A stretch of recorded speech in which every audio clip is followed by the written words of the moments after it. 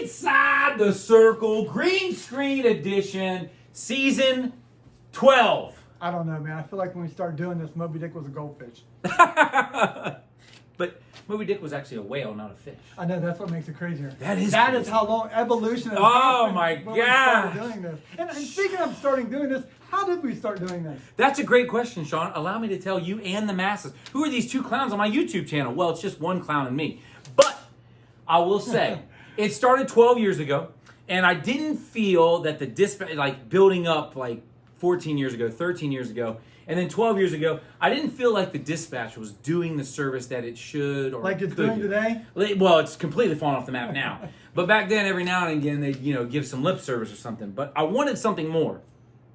With that in mind, I was coaching. I think I was coaching with you, maybe. I think we were at Groport. Yeah, we were at Yes, Groport. okay. And we had a whiteboard, and you were mad scientisting in your room or something. You were thinking about stuff. You had a soapbox, I think. I still got that and I think soapbox. there was a silver pole involved. I don't know what all was going on. But anyway, you showed up and said, Mark, this is what I want to do. Not many people got that joke. Not very many, and that's a problem. But you said, Mark, this is what I want to do. I want to create a bracket and then write the names on the bracket and work it out and do that for each weight class for the district tournament. And you don't have to tempt me with a good time. I said, I'm down with this. Or a bracket, yeah. I will lay out a bracket if you'd like.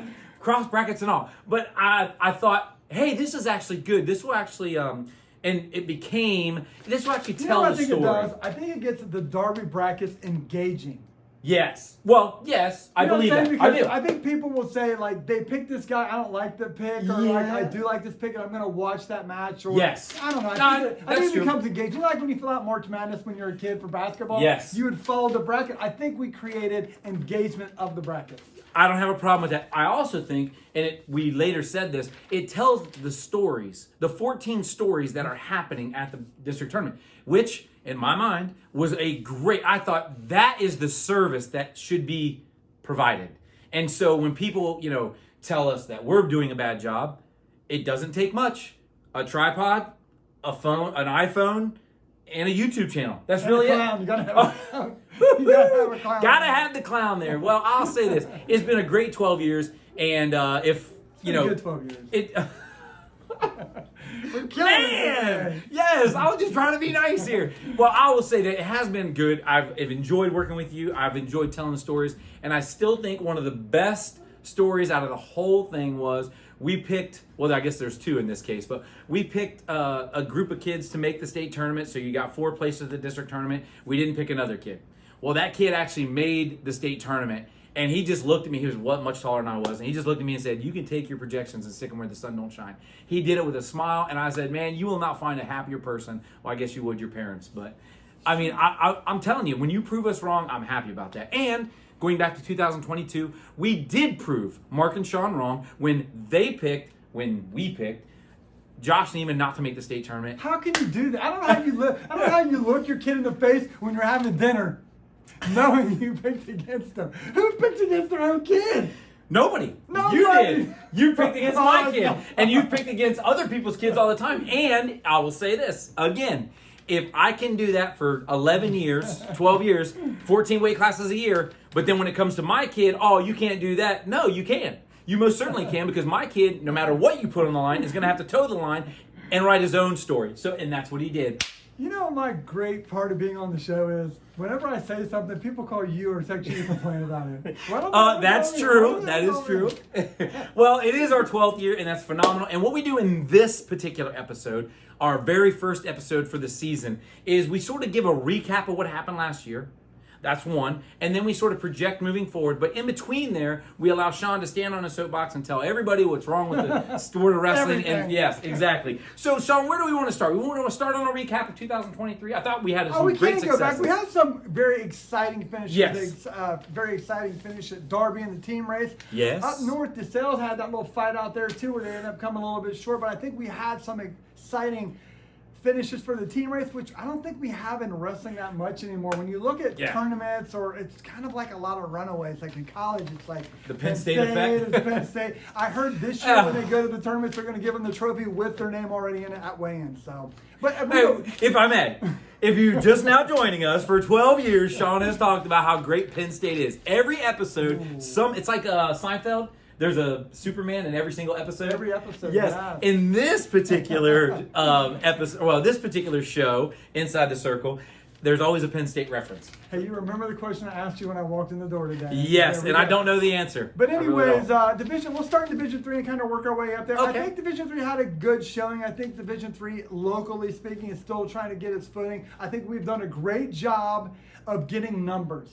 I think no division in Central Ohio has done a better number coming off of the COVID of getting their numbers more quickly back. I think the last maybe 2 years ago, we projected maybe 140 participants at that sectional. They're like, hey, you were way off there. We think it's going to be closer to 180. It was in the 200. It was like 220 or something like that. That is great. I think they continue to get their numbers in great shape. We had some placers there out of Pleasant and some other ones. Northmore did a great job. But I think Division 3 is starting to build up more numbers, and I think that will produce more champions, more placers, the qualifiers, etc. Would you say that's on the boys' side, that they're getting their numbers up more than any other? I'd agree with that. Okay. Yeah, okay. Good. Sorry, I should have probably said that. Yes, it's okay. It's okay. Girls wrestling come Yes. Looking at projections of what teams I think will be the top teams to look out for there, I think we'll have clear Usual Suspects, which was a great movie back in '95, where we'll have Marion Pleasant leading the charge then, and then maybe the 2 or 3 spot, we're looking at kind of Elgin and Northmore maybe taking the 2 or 3 spot there, and then rounding out the top 5, we're going to have Amanda, Clear Creek, and Newark Catholic. But I do think the sectionals, again, looking 3 months out, might be a little bit more competitive for the team race, so there'll be a little bit more excitement in that process when we get there. Hey, real quick, you mentioned Amanda Clear Creek. I just want to let everybody know there is now a contest between the best assistant coach for a school. Lancaster used to have it outright. I mean, it was just over. It was signed, sealed, delivered, like Penn State at the national tournament. But now, Amanda Clear Creek has himself a very fine assistant coach.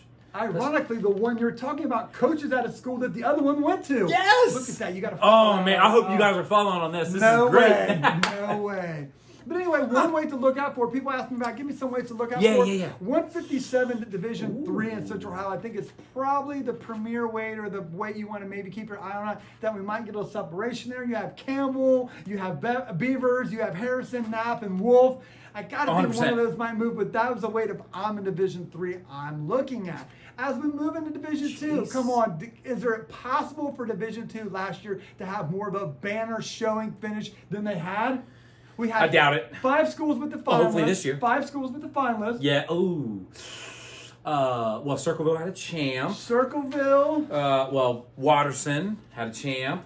Catholic school, Jonathan Alder. So we had 5 teams with the finalists. 4 of them had a champ, and 3 of them, Mark, had multiple finalists. I mean, seriously, when is the last time we've had that good? And if you've been falling asleep, if you fell asleep for 40 years and you woke up, this would not look new to you. In the 80s, Central Ohio was very, very, very good in Division 2. I mean, that was when Reedy was a Division 2 school. No I mean, way.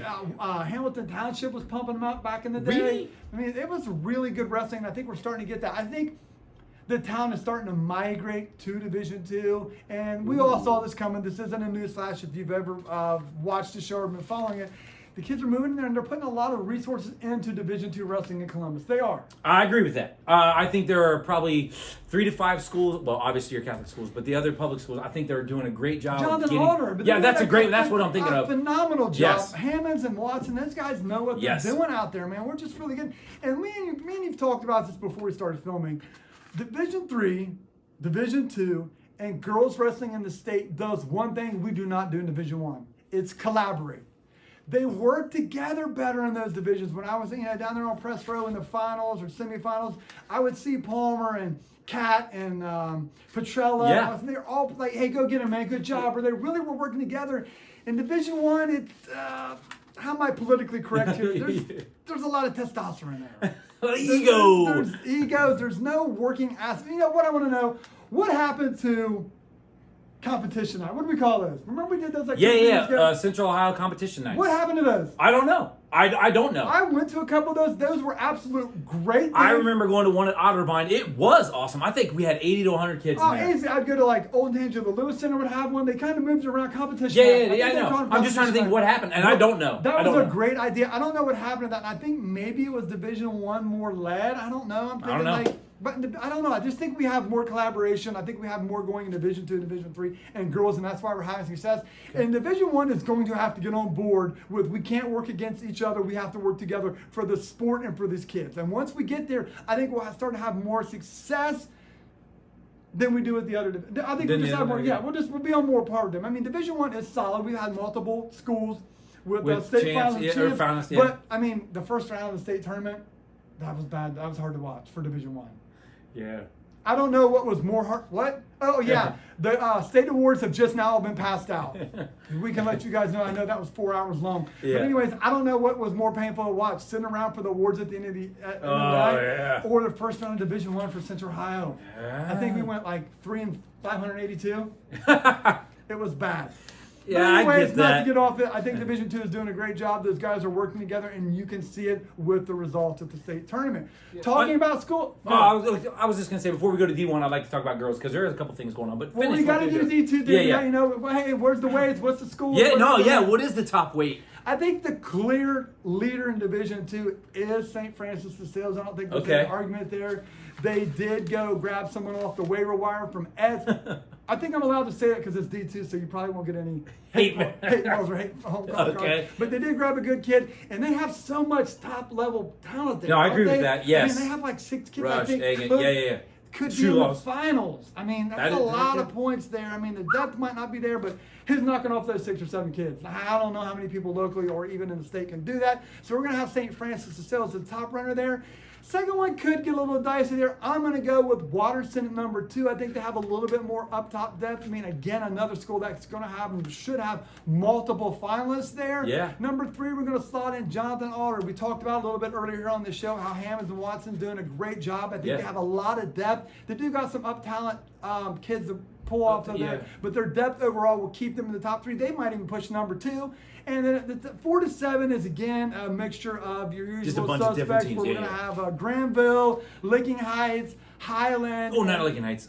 Licking Valley. Licking Valley. Yep, you're right. Sorry. Wearing that sweatshirt, and that's all they got on your mind. Valley and Bishop Hartley. Highland. Yep, I got you. Yep, okay. And the weight class, if you're going to ask me to look at a weight class that I think you should keep an eye on, I don't think there really is at this point. I think that it's all spread out kind of evenly through the 14 weights, and I think everyone should have a chance to be a state qualifier that deserving of, and the split from going one sectional going north to one sectional going south as we did last year will benefit them as much, which I think was probably increased the number of state qualifiers from Central Ohio to maybe 5 or 6 more kids by having that split. That's another thing. When I talk to those coaches, they're like, I talked to Palmer, and they're pretty much going to go north, and this team's going to go south. So again, they were able to schedule what path would be best for my kid to get to the state tournament and possibly on the podium. Again, that collaboration has really worked out well for them. So I'm really looking forward to following Division II wrestling this year. Hey! I'm coming around.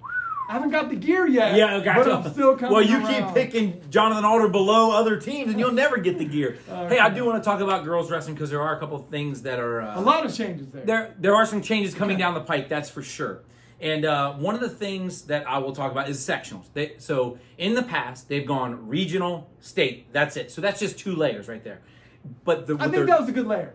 Now, we're right now. I like that layer. I don't have a problem with that based on the numbers. But the problem is, the beauty or the situation as it's happening is more teams, and we're going to talk about this in a second, are getting girls to come out for the sport, number 1. Numbers are up, and they're, instead of practicing with the boys, they're actually getting enough girls that they practice on their own, which leads to another coach, which could be a good thing. The thing is, now you're going to add in a layer of sectionals, districts, state. So you're going to go top four here, and then they're going to be at the state tournament to mimic the boys in that aspect. I think the toughest thing right now for a lot of coaches is I have to man the boys team, and we only have 6 girls. It's managing time. 100%. I know. It's hard. And so you have a Saturday event for the boys, and then you have a Sunday event for the girls. since you only have one coach to man that, or maybe you have 1 + 1 assistant or 2 assistants, now it's just you doing double duty. So you're working 7 days a week, and if the Beatles were here, it'd be 8 days a week, all trying. Oh, I thought that was good, but you're doing, to your point. There's only so much time you can manage as one person. So to be able to do that, it ain't gonna happen. I've seen someone do it. I've seen somebody do it, man. But again, they're going to. What you're trying to say in the short term is the long run. I'm going to give you the clip notes. The girls' situation is probably going to mimic the boys next year, where we go to sectional district state. And the problem is that we need to keep it to 1 day, as Mark talked about managing time. That's the big thing. You can't have a girls' event be 2 days because the boys is doing it. It just would be too much time for one coach or one school to handle. So, which leads into the next point is, you mentioned how D3 numbers are growing, D2 numbers, girls' numbers are growing as well. Right. I see it personally at the school where I coach. We went from having 2 girls to now we had 7 or 8 girls. We currently have 6 or 7 right now, and it's just one of those deals where, hey, listen, we got 25 to 30 kids on the boys' side. You need your own space, so we're gonna have to split practice. And ultimately, I believe when you focus on the girls like that, it attracts more girls. So you end up with what was 6 or 7 girls is now 10 girls, which becomes 12 and 15 girls. Well, we went from 2 girls to 15 in 3 years, and now you're talking about, hey, we've got space. We've got time, we've got all these things, and we've got to get you into events, which leads to another whole thing. Who's reffing these events? Well, someone's got to ref, and if you have a boys and a girls event that same day, we only have the pool so big. But to the point, there are some coaches who are making the change, and one big one in my mind was Marysville's coach. Coach Sean Andrews went from being the boys coach for 20 years, 25 years? Sure, no, it wouldn't have been that long. No, it couldn't have been. Since 2023. Well, I would say 13 to 15. We're not going to make him old. So no, we won't. We'll just say 15 years. Well, he's 39 now. He's 39 years old now, so no, that's not true. But he's going from the boys to the girls' side. He is 100% sold out for the girls' team, and I can only imagine he's going to recruit numbers again. Like, if they had 20 girls last year, they'll get 25 to 30 this year. Like, that's a big girls' team. They have a leg up, though. Oh, they do have a leg.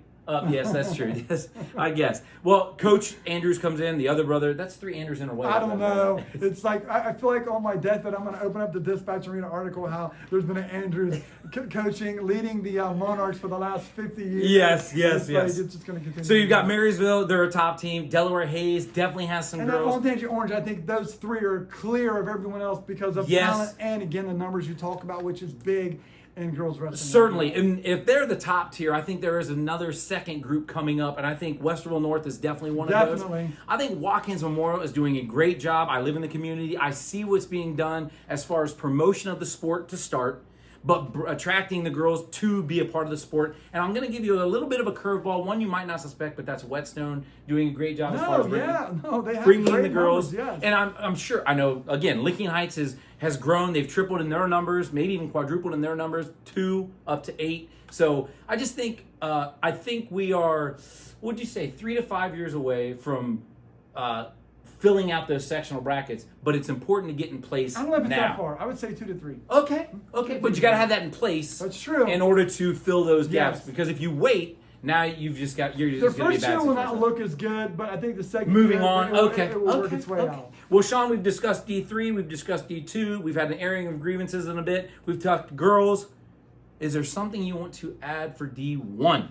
D1, as we get into one thing that has stuck out to me is there's a lot of coaching change in this year in Division I that I think in past years. A lot of old faces and new places, new faces and old places, but unfortunately 2 ugly faces here on the show. There's nothing we can do about. Well, there's kind of something we can do about. Yeah. But anyways, as we talked about, Division I at Darby really ended with a bang, a very exciting finish there. I expect it to be a 2-horse race again. I think we'll have another great showing. Division I think, has done a great showing of putting kids into the finals. Yes. Going back over the last probably 4 or 5 years, we've had, we've been there with every other district and the number of state champions produced by a district. I don't see that going backwards this year, and I think next year will be just as well. We might tail off a little bit, but right now we're doing extremely well. Gotcha.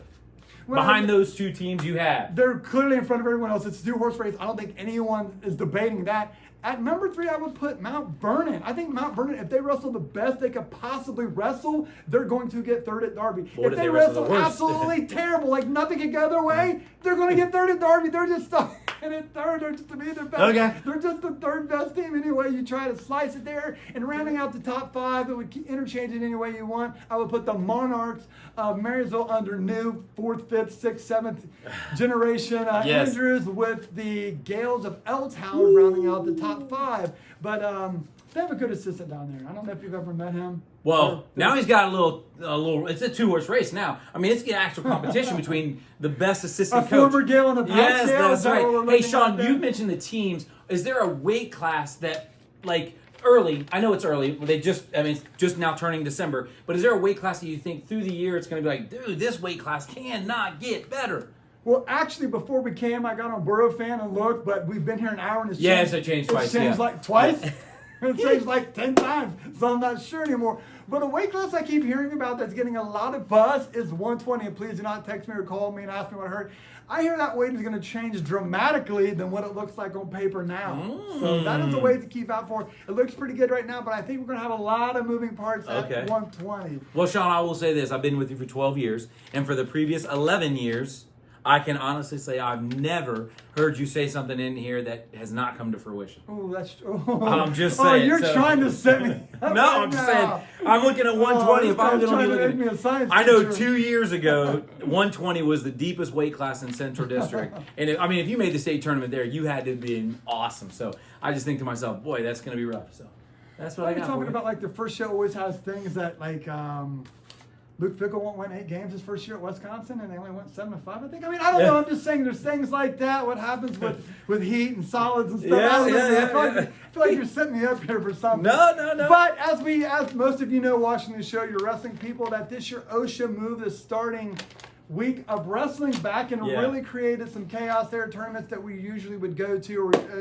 Yes. I would always start the season out at the Marysville Duels. I thought it was a great duel meet. They would bring in Springboro, stuff Yep, like yep, that. yep. But that tournament has been moved back to the 21st. Going to be a little bit smaller version there. Okay. Ironman was sometimes the second week of the season. Now it's Yes. the opening week. So there's a lot of changes there we're going to inform you guys on. But we will have the Ironman. Some teams, some local guys are going up there on the 9th. Old Angie of the Lewis Center tournament we followed Yes. is also going to be on opening weekend there. And the Lee Spitzer Duels, which I believe is one of the longest, if not the longest running opening season tournament in Central. How long do you think they've been doing that? 43 years. 35. A little off. Those Yeah. I think I read it. It was 1988 as that's been an opening weekend tournament in Central Ohio. But Franklin Heights was also an opening weekend tournament, right, back then? So And you they're wouldn't not- have gone to that. And they're not running right now. No, my point is you wouldn't have gone to the Lee Spitzer because you went to some of the tournaments we talked about being great tournaments. You're talking about this one being a great tournament. Dude, I was a playground legend.